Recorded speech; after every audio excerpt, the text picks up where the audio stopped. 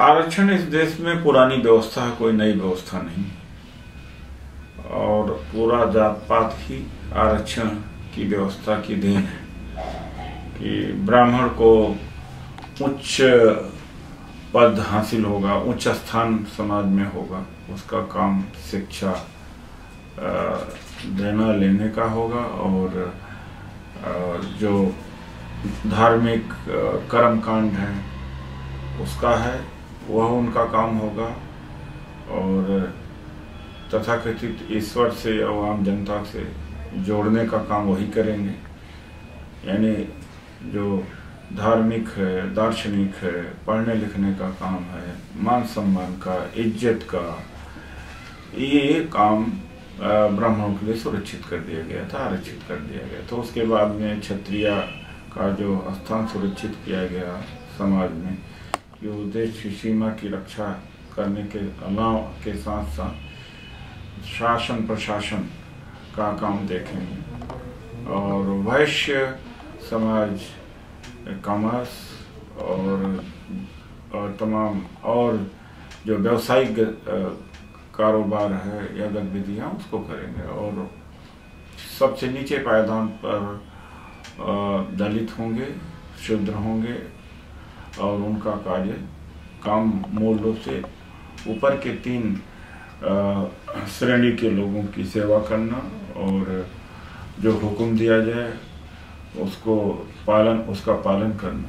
तो यह आरक्षण ही है एक तरह से, बल्कि जबरदस्त आरक्षण है। तो यहाँ पर 1902 में आरक्षण लागू हुआ जब साहू जी महाराज ने अपने सीमा क्षेत्र में आरक्षण लागू किया। उसके पहले भी 1885 में बेंगलोर के रियासत में आरक्षण दिया गया लेली कमीशन के रिकमेंडेशन के बाद।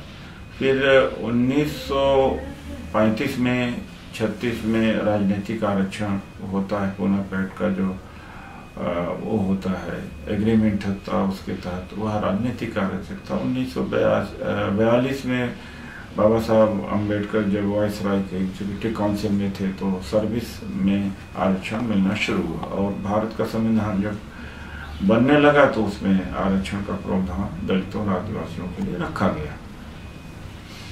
तो आरक्षण दलितों को केवल सरकारी नौकरियों में मिल रहा है और राजनीति में मिल रहा है, जबकि सवर्णों को हर क्षेत्र में आरक्षण मिला। आर्थिक क्षेत्र में, सामाजिक क्षेत्र में, राजनीतिक क्षेत्र में और मान सम्मान प्रतिष्ठा के क्षेत्र में तो आरक्षण मिला ही। तो हम अगर आज वकालत कर रहे हैं कि दलितों को आरक्षण मिले, निजी क्षेत्र में और सरकारी क्षेत्र में जहाँ आरक्षण मिला है वो सख्ती से लागू हो, ठीक ढंग से लागू हो और राजनीतिक क्षेत्र में आरक्षण मिलता रहे, तो यह बात अपनी पुरानी प्रथा को दोहराने ही जैसी बात है, कोई नई बात नहीं है। लेकिन इसका विरोध होता है, आश्चर्य की बात है, क्योंकि आरक्षण कोई नई चीज नहीं है। और दूसरी बात यह है कि अगर एक देशभक्त के नाते मैं आरक्षण की मांग करता हूँ। देशभक्त वह है जो देश की तरक्की के लिए लड़े।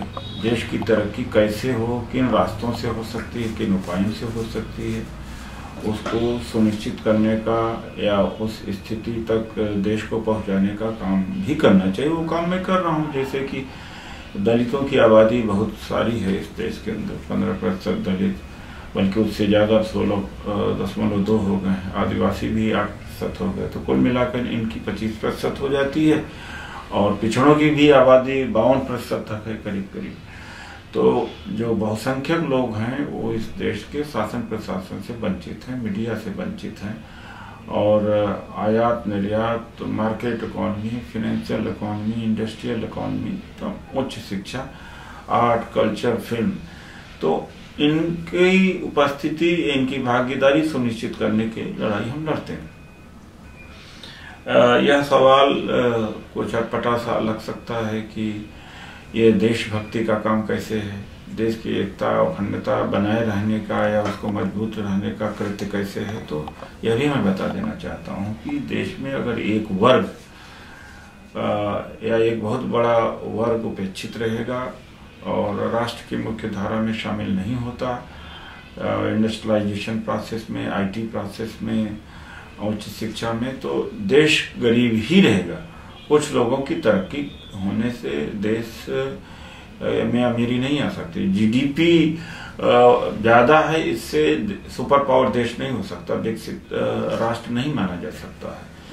तो इसलिए देश हित में, देश के विकास में भी, और हमारा देश विकसित देशों की श्रेणी में अपने आप को रजिस्टर करे, उसके लिए भी आरक्षण का होना जरूरी है। आरक्षण के जरिए ये जो उपेक्षित वर्ग के लोग हैं, बहुजन लोग हैं, ये तमाम क्षेत्रों में अपनी भागीदारी की उपस्थिति दर्ज करेंगे और उसके कारण देश विकास करेगा। प्रोडक्शन प्रोसेस में सबकी भागीदारी बढ़ेगी, डेवलपमेंट में सब सहयोग देंगे और डिस्ट्रीब्यूशन ऑफ वेल्थ होगा, इनइक्वालिटी कम होगी, तभी जाकर के हम कुछ इस देश का कल्याण कर पाएंगे।